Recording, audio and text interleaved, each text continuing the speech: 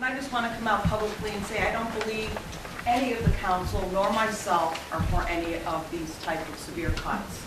Not only are we looking at cutting police and fire, you can see from our sheet that we've made cuts in other departments. In February, we laid off another finance person, and Victory Pool will be closed also. So what has basically happened is, and I'm not going to reiterate everything on the sheet, but as you can see, we have been devastated by the cuts by the Kasich administration. We've lost over $1 million in revenue to support our services. Currently, the state of Ohio has $1.8 billion in the rainy day fund. I have handed out also information on 2 articles about how Kasich surplus came from the budgets of our cities, and it was sent by Mayor Ted of Eastlake. And also just March 14th, the Cincinnati Enquirer has stated in the bottom that they seriously need to bring back and look at the revenues that they have cut from us. We just saw our Sun Messenger back on January 10th, where it says area cities are facing our own fiscal cliffs. And just recently, Cranes has said at the top of there is mayor's balk at state intrusion. So this is where we've been left at. The vast majority of our revenue reductions this year and projected for next year are the results of continuing tough cuts. We've lost 50% reduction in the local government fund for the state of Ohio. That's over $800,000. Your local government fund is your state taxes that you send down to Columbus.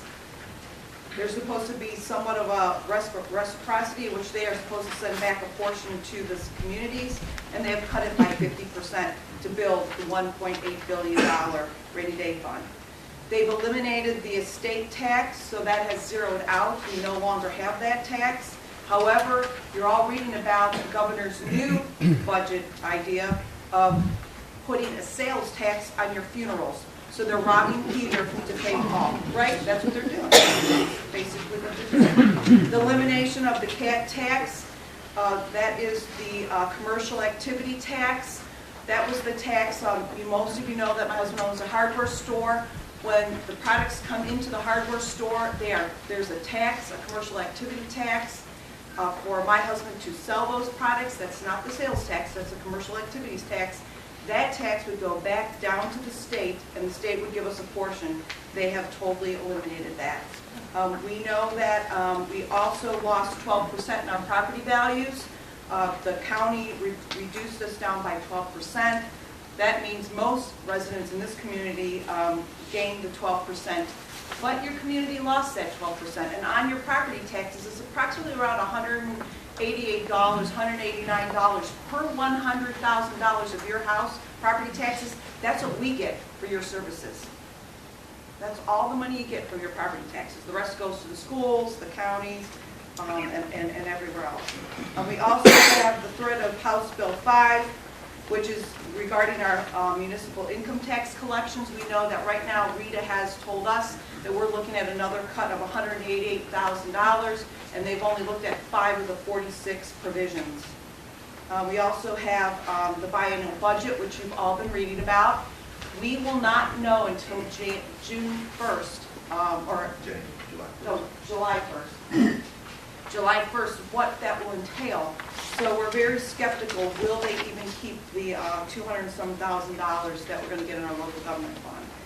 And just this week, council knows, we received an email from the county in which they messed up on when they were actually sending out the funds for the local government fund from 2012, and 40 communities were affected, and South Euclid will lose $92,000 this year because they gave it to us last year.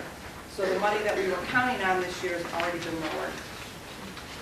If you turn the sheets over, you'll see that one of the reasons that police and fire are being affected is because now we're cutting into the bone. There is no more fat. We're cutting into the bone, and that's not good. The police and fire, we've tried to hold whole, and we've been able to do that, but with this last round of cuts, we're cutting into the areas that are very important to us. I'm not going to read to you, but you can see where we've made the adjustments. I think one of the most important ones is the service department staff. When I became your mayor, not only did you have 29 full-time service people, you also had a part-time summer help, and you also had part-time people pick up the leaves. At this time, you only have 19 people to do everything. We've cross-trained everyone. We're working smarter. The men are working harder. And though it might take a little longer to pick up the leaves, they're being done. And I can tell you that out of the 19 men, 18 are cross-trained on every piece of equipment but one. We no longer use outside arborists. We have our own arborists, and the men are planting the trees. And this is how we've begun to work smarter. Lastly, I just want to say that I'm going to introduce Jim Smith to talk about all our finances. I have a petition here. I've been working very hard. I'm the president of the Cuyahoga County Mayors and Managers Association.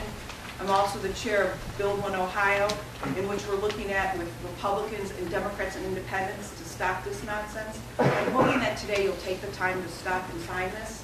It says, we the undersigned join Mayor Wheelo and City Council members and urge Governor Kasich and the state legislators to support House Bill 17. And I ask all of you, if you can, send the governor and our legislators that you support this. This is House Bill 17 is being introduced by a representative Rogers out of Metro on the Lake. It's asking to return our local government fund allocation to the 2005 levels to protect our police, fire, and EMS and critical city services. So I hope you'll sign this. Lastly, I just want to say that this isn't about the police and the fire being against the administration and council, or the administration and the council being against them. We're a family here. Nobody wants to see layoffs. Nobody. Sorry, I'm getting choked up. This is a family. But when you see the numbers and you see what's been cut, you can't make up $2.3 million. We're seeing our income tax rise. Our plan is working. We have more development than in 50 years. But the cuts have been so severe that we can't do it with just a little bit of $200,000 growth a year on our economic development and the cuts. It's come down to exactly what Governor Kasich said. We're going to have to pay for ourselves. It's called fend for yourself. And he told us, and I was right there when he said it, he told us he was going to give us all of these tools.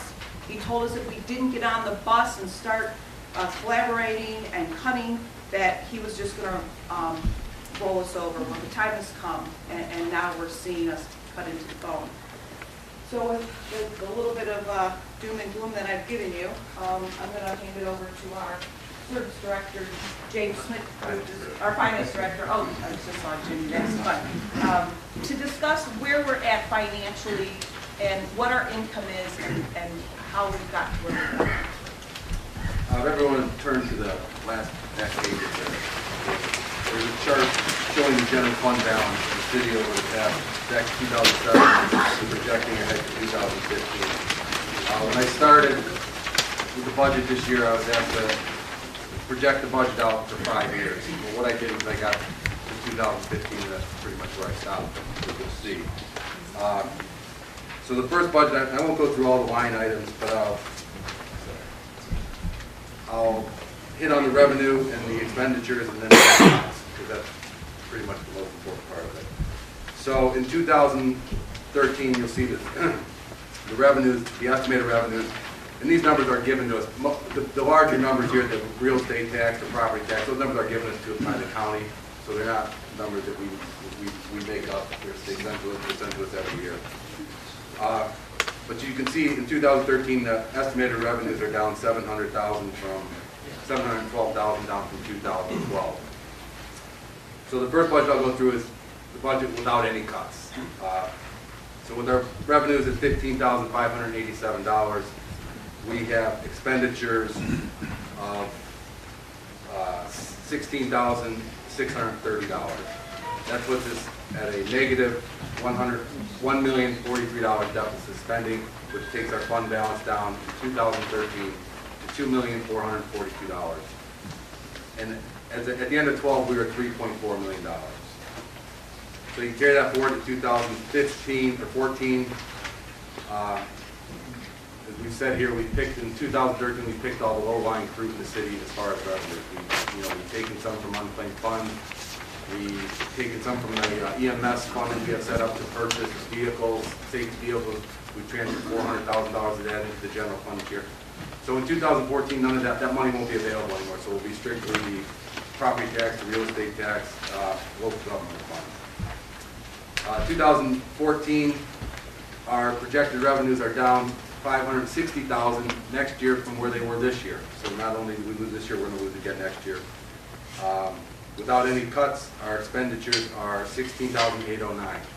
We've talked about through losing people through attrition. This number also includes 2 firefighters and 2 police officers next year through attrition.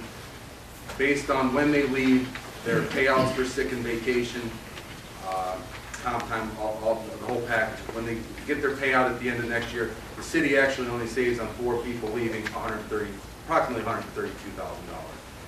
So that being said, that's full savings won't be realized until 2015. So that being said, again, in 14, without any cuts, our deficit spending is $1.687 million.